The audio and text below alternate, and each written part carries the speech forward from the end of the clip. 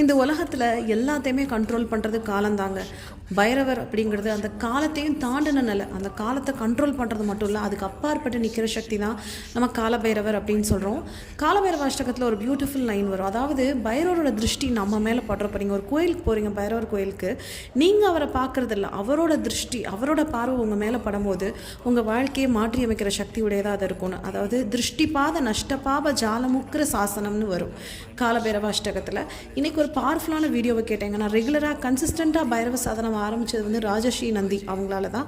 So அவர் தான் பைரவ சாதனாவை பொறுத்த மட்டும் என்னோட குரு. இப்போ அந்த வருஷம் முடிய போகுது. ஸோ நெக்ஸ்ட் இயருக்கு தேய்பிறை அஷ்டமி நாட்களில் எப்படி பைரவ சாதனாவை இன்டென்சிஃபை பண்ணுறதுங்கிறத பற்றி ரொம்ப அழகாக ஒரு வீடியோ போட்டிருந்தாரு.